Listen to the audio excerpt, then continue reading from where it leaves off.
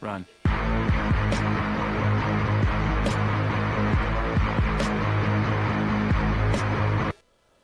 That's right, folks. Ron, and we are back with another problem with that. And the next problem with that is going to be the problem with corporations. You ever notice how every corporation says the exact same thing? We care about people.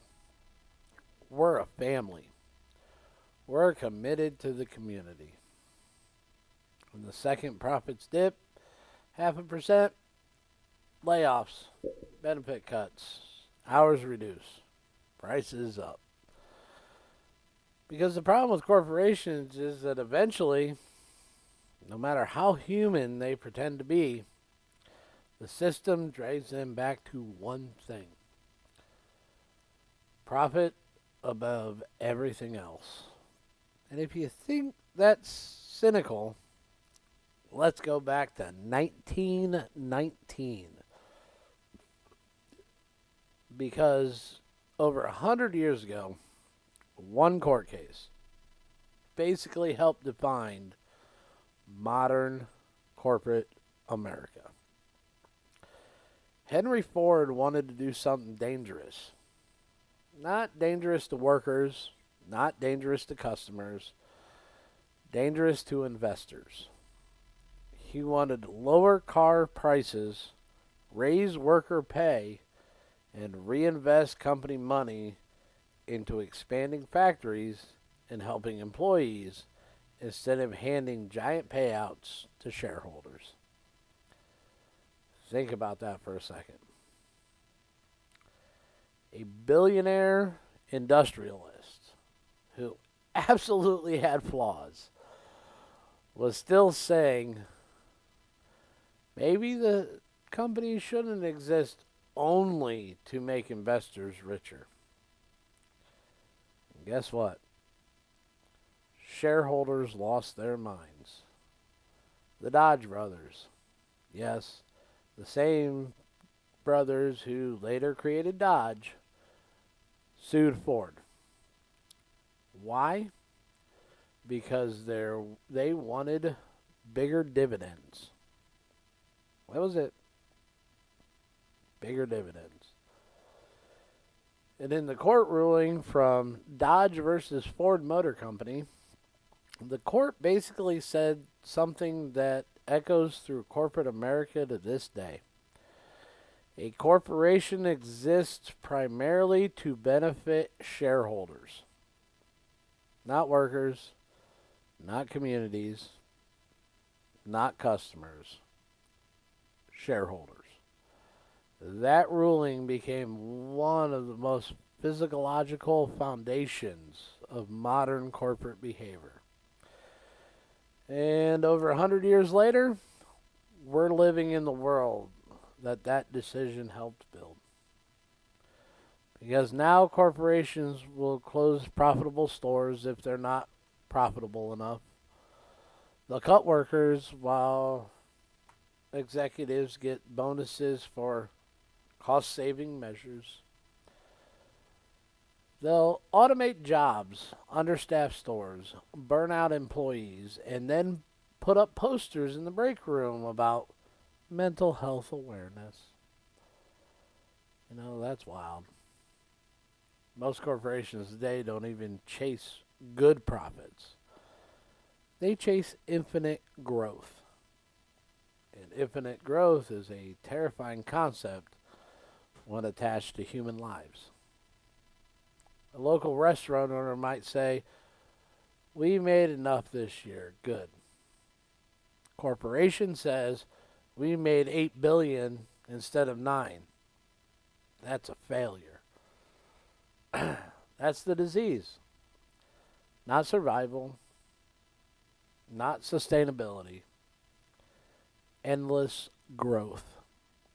And once that becomes the goal, people become numbers. Workers become labor costs, customers become data points, communities become markets."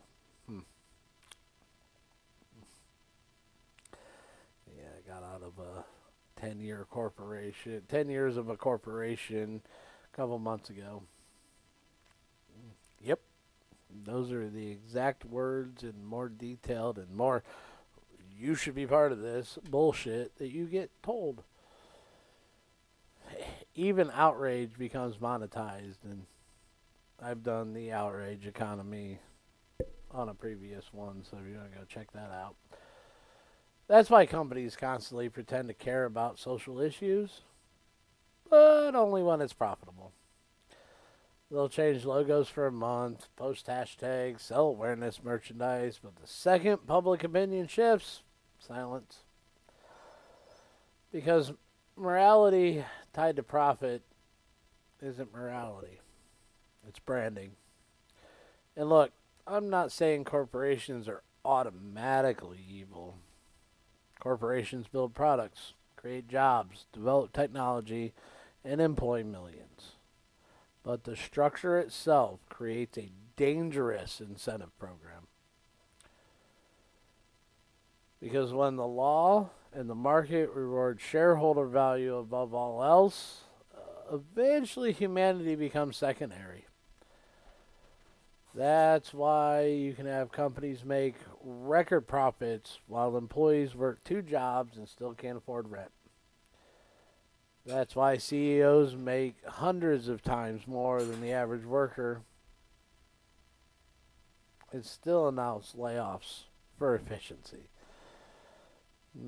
Can't say I didn't watch a CEO take 20 million share cash out and then tell us we need to micromanage expenses.